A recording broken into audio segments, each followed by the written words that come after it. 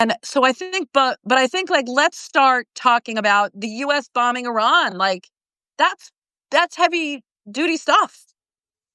And yet, I mean, you are totally right. When we bomb another country, it is heavy duty stuff. But so let me put something to you that I just thought about. When we see a bad guy, terrorist, Awlaki, the number 5, number 6, are we on number 6 yet? Head of ISIS, the head of Al Qaeda. What do? Do We take a little drone, we take a little target, and then we in effect, this is not that different from that phenomenon, which is that we saw a threat, we wanted to deal with it, and we took it out, but it wasn't very involved. And it's interesting, again, there's lots, you and I always talk about Donald Trump, but this was pretty clean. And I think it was pretty decisive. And obviously, we're not going to know, as you rightly said, we're not going to know what the after action report, what the bombing damage assessment was in any serious way anytime soon. But we do know and understand that this was something we did that was pretty quick. It wasn't controversial, not to the American people. It wasn't even that controversial to the international community. When Keir Starmer's got your back and you're Donald Trump, it's not that controversial. So, I think this was good. I am much less concerned with what happened on our Saturday night and much more concerned with, now what? What? Yeah. All right, What do you let's want from back me up next? for a minute because you and I Sure. differ on, you On the know, big picture. well, no, I don't even think we differ on the big picture. Actually, I think on Iran we're pretty in a lot in alignment. But you said you didn't care, but I cared. I cared about the way it was announced, and it was about a truth social thing with like a lot of exclamation point. That's how the White House announced that the guy bombed Iran, and I Yeah, you're just right. I think didn't care. I know you didn't, but with the way I look at it is the president deciding to bomb another country is a sober and serious affair, and it was a big decision that he took, and I'm sure it weighed on him. But the way it was done, I just think it wasn't communicated, and he did later, but it wasn't communicated to the American people with the seriousness that we should that made people think like, "Oh yes, this is a serious decision. This is what's happening." I just think his communication to the American people deserved more. I don't know. I think this is a sort of a form over function kind of I don't an argument. disagree, but his form really sucks, Danny.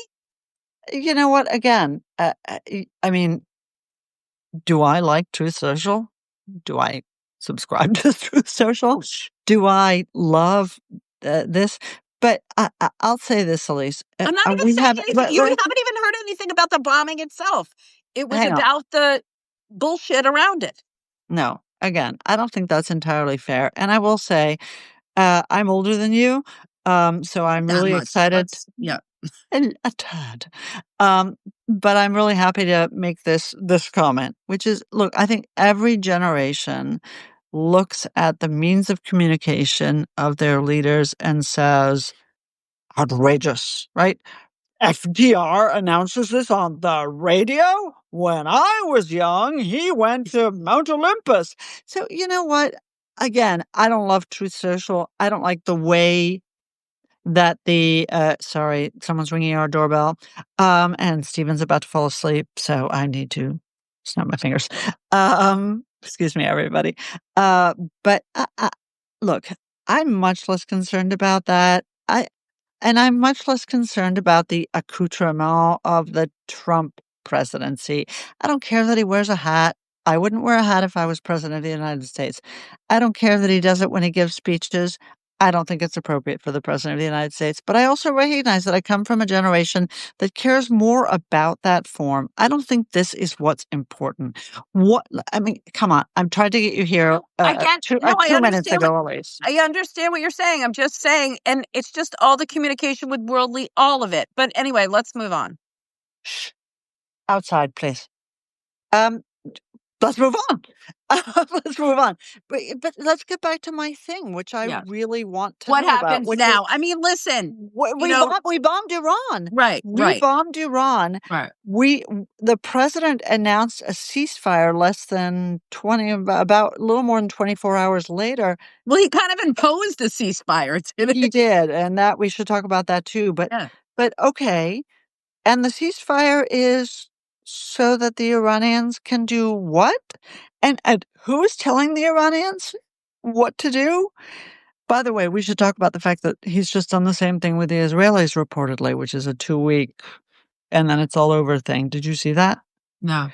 Oh, yeah, and I'll tell you that in a second. Okay, so I will tell you that in a sec. But, if you tell the Iranians, "Okay, we're done bombing you," then the question becomes, "Okay, what does Iran need to do now to come into compliance?" And if the president has given them some requirements, I have no idea what they are. He hasn't given a speech. He hasn't told the press. He hasn't told I haven't seen Witkoff say anything. I have no idea what that to coin a phrase, what the hell's going on? And I worry that he and Witkoff, who apparently don't compare notes too often, are delivering different messages to the Iranians. You're right, David. It helps to be serious. But it just helps to be an adult. What are they supposed to do? His position is the Iranians need to give up enrichment. Have the Iranians agreed to give His up enrichment? position is, it depends what day you ask, that the position is they need to give up enrichment. I mean, look, No, no, he you know, has not changed his mind on that at all. okay, well, you know what? He's talking about Iran going back to the table. This is not going back to the table. That's a total surrender. And I don't see any signals from Iran that it's ready to do that. And by the way, did you see he was asked in the NATO presser, which was Would he itself bomb them very again? And he's like, w yeah, no, no, he this what did he say, and I quote? He said, "Sure." And it was sure. like, Okay, okay, okay, Mr. President, that's good to know. Yeah, yeah. Cat is Under like, what yeah, what's steps 2, circumstances? 3, and 4? Yeah. Yeah, exactly, Kat. I have and I think Elise, who, is a seasoned professional journalist, and I, who have been watching Iran and the White House for decades, we have no idea. And the fact that we have no idea suggests to me that other people have no idea Yeah, either, are there gonna be including talks? the Like, what's the Iranians. next step? Is there gonna be a meeting? Like, what is the US looking for from Iran? What are the next steps? I mean, I think the Israelis, listen, I think it's pretty clear that President Trump wanted to put this in his rearview mirror. He wanted one and done. And Yeah, when right.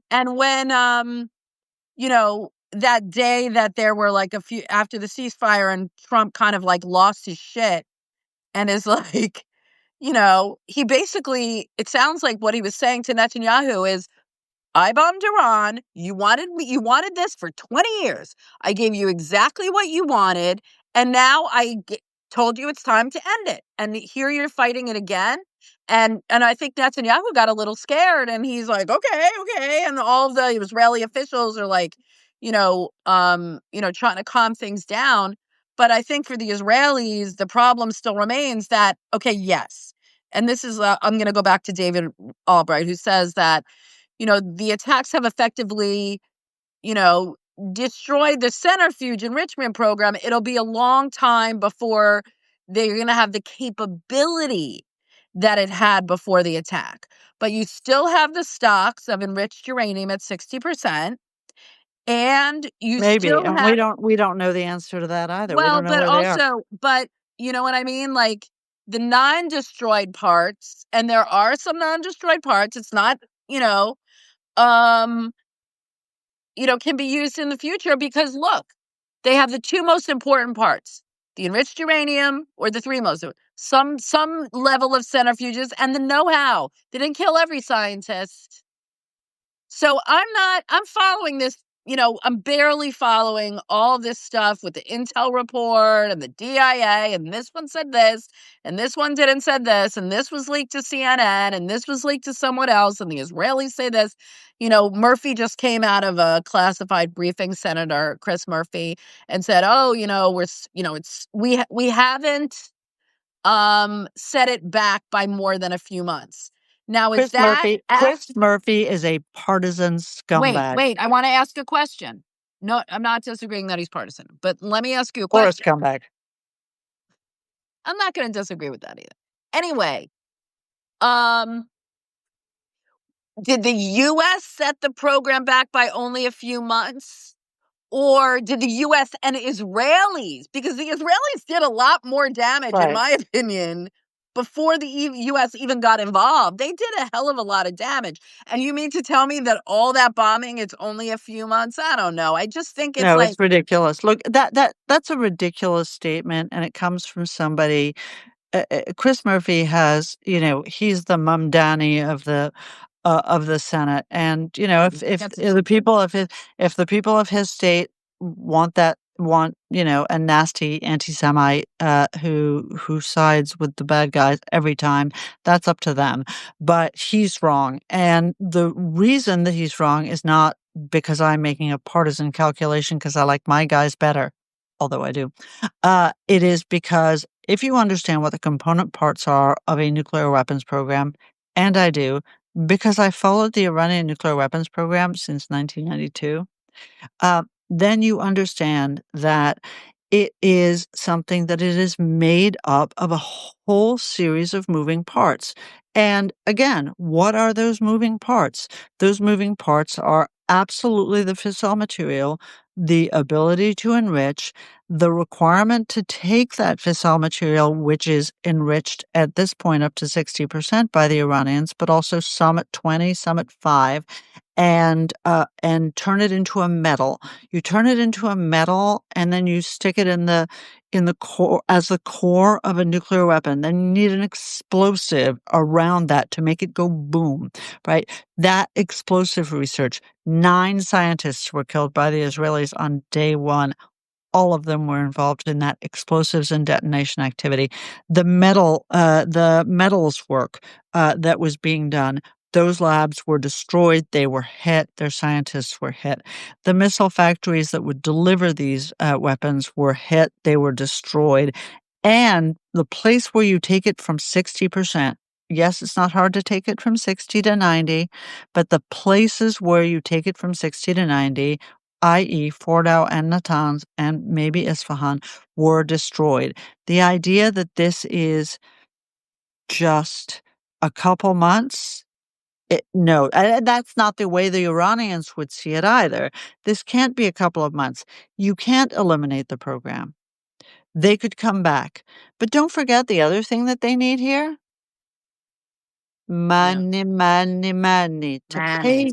Right. And these things are not cheap. They've been having, we pay no attention to what's going on inside Iran. But in the weeks before the Israeli strikes, there were massive demonstrations going on throughout Iran, nothing relating to foreign policy, only Only relating to about the economy. truckers, spare parts, right, the price of gas and the economy. So again, the idea that this is just like an ankle bite is offensive. Yeah.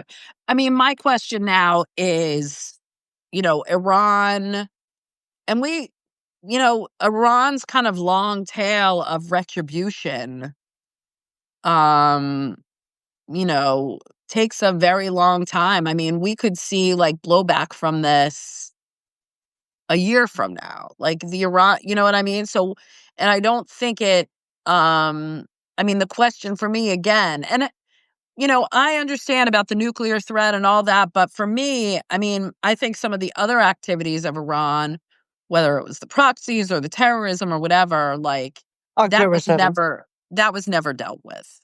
And that's Right, kind and of that's another challenge, and of course, the Israelis have dealt with it by destroying Hezbollah, by certainly, let's say, harming Hamas, and of course, helping with the ouster of Assad. But you're right, Iran is a full package. It's not just a nuclear program.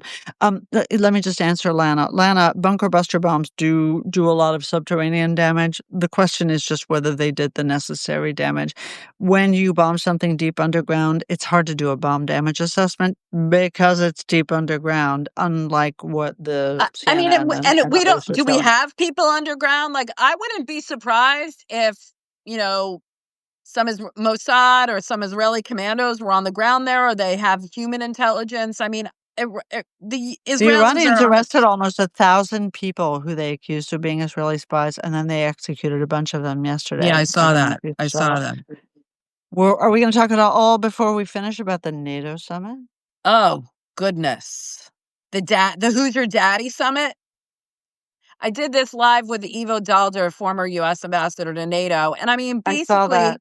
basically, yes, it was the Trump summit. The whole alliance bent itself around Trump, from the shortening it from 2 days to 2 hours, from not really talking about Ukraine and Russia, and only focusing really on the European spending. And they agreed on, what Trump was looking for. It wasn't so much 5% that he wanted. That it isn't really the 5%.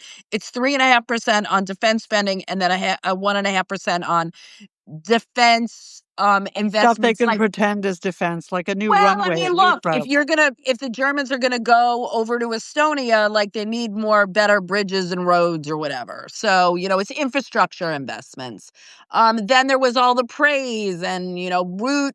But you know what? In the end, it seemed to have worked, because Trump Did you left. see what Trump said? Yes, I did. Yes, I did. Tell He's like, tell everybody what he said.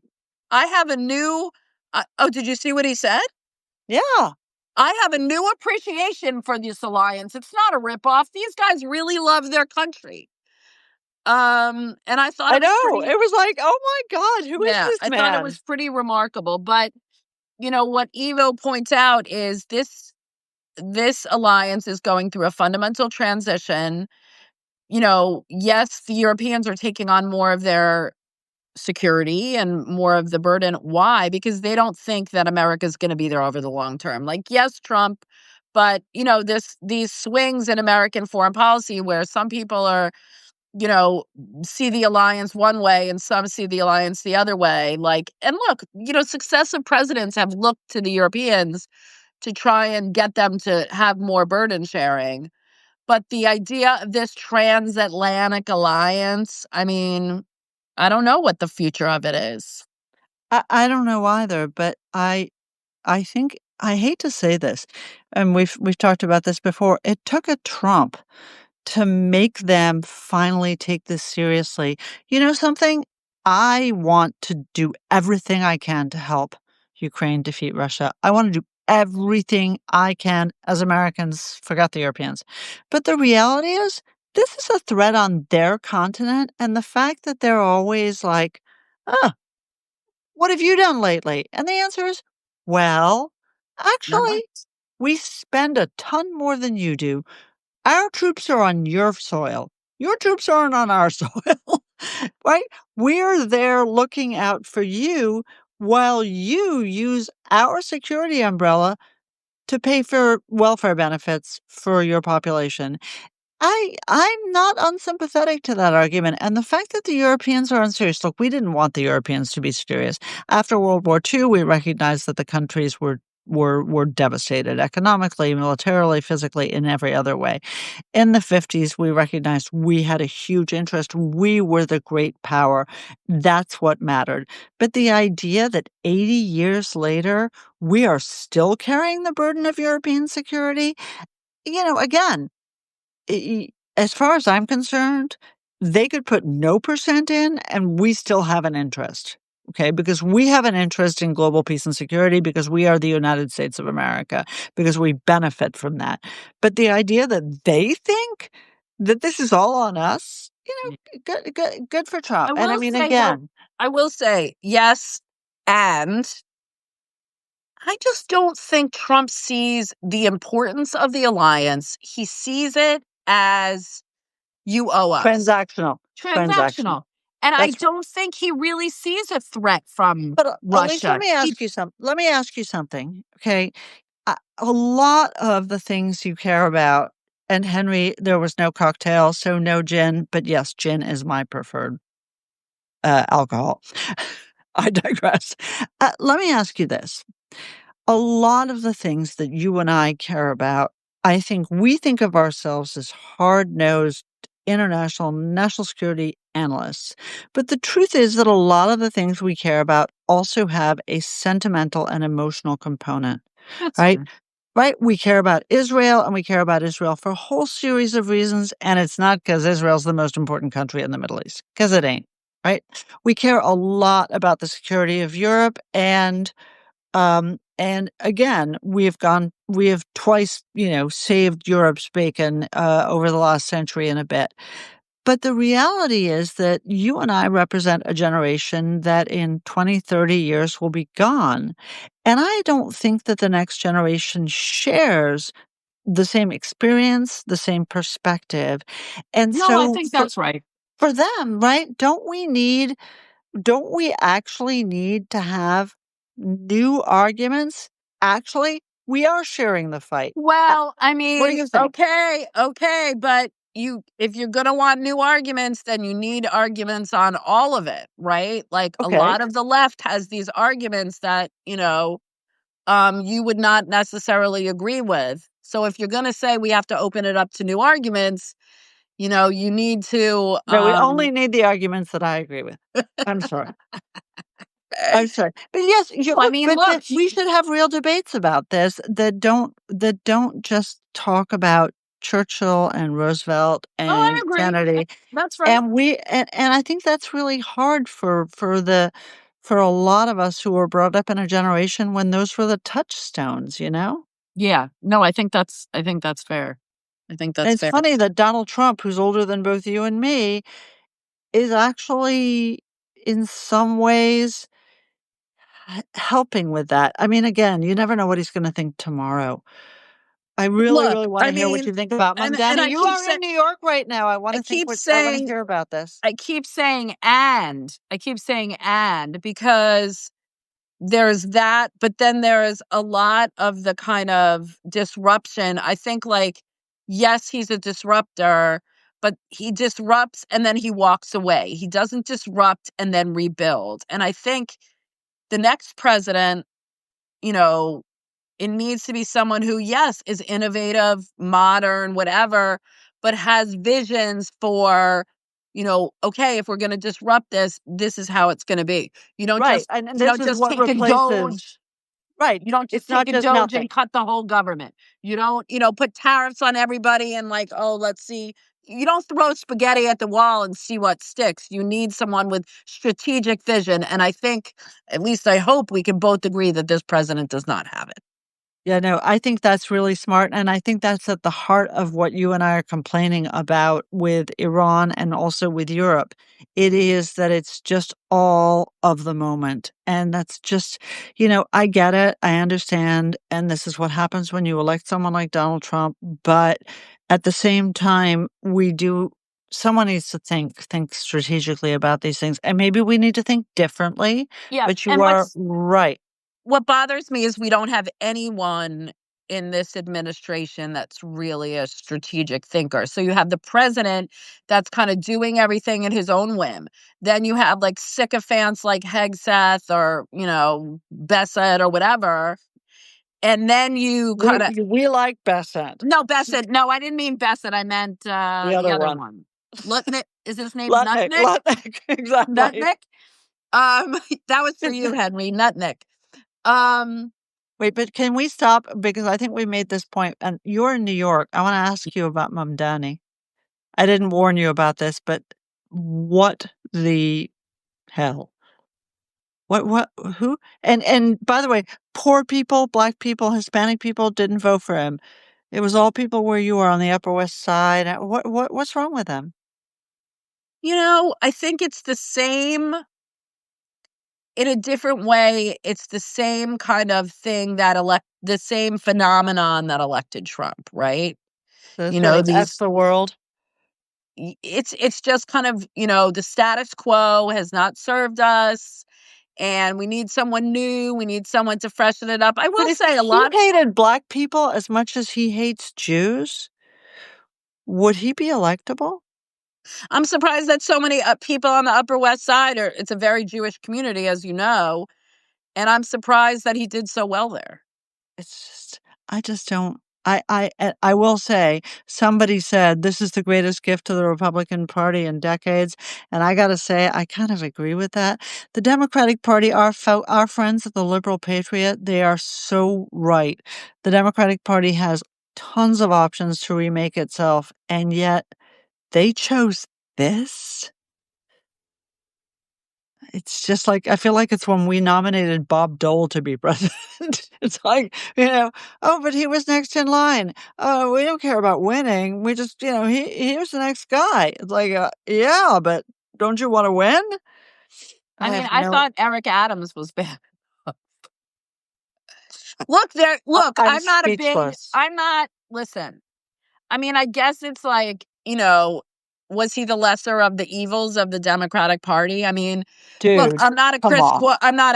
I'm not a Andrew Freudian slip, Andrew Cuomo fan, but you know what I mean? Like, you But know, but but but this is actually what the problem is with the Democratic Party encapsulated, right? You've got Andrew Cuomo, who is a complete retread of yesteryear, and a predator. corrupt, creepy, and probably a sexual harasser as well. And then, right, there's the creep Tracy, of what do you support the Tracy. creeper? Yeah, he's a The creeper. creep of yesteryear Yeah. and the anti-Semite nepo baby of this year, where it's just like, ca I mean, I Isn't get it it as a interesting that Republican. this is who they elect, and like Eric Adams was like in Trump's pocket? Jesus. New York. Did you see the editorial in one of the Chicago papers that said, "No, no, no, no, we did this. This was a really bad idea. Don't Bring you back do it." Bloomberg. Yeah, God. I mean, We I need gotta more say, we just need more Bloomberg types, well, that are look, he's a competent. billionaire who could buy the office. What we need is people But who what I'm don't saying have is people who are competent, eh, people eh, who have, like for all his faults, Bloomberg, and I think he kind of shit the bed, and we're going to end up in a minute.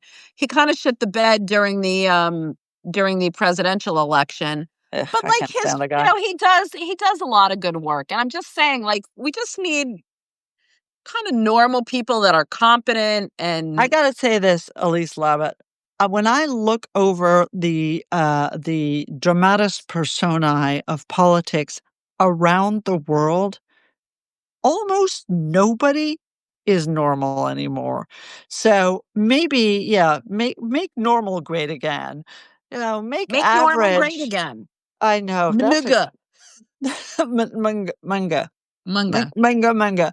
Guys, we'll be back next week. I swear. I'm gonna do 2 cocktails next week, A cocktail because menu.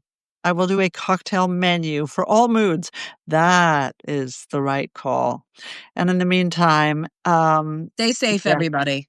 you are completely right. Whatever your real name is, quilt for change? Okay, that's too aspirational for me, but, I will not be quilting for change, but Drink for absolutely we need change. drink for change. Thanks everybody for All being right. with us. Thanks, Thanks, everybody. Elise. Take care. Ciao. Bye bye. Bye.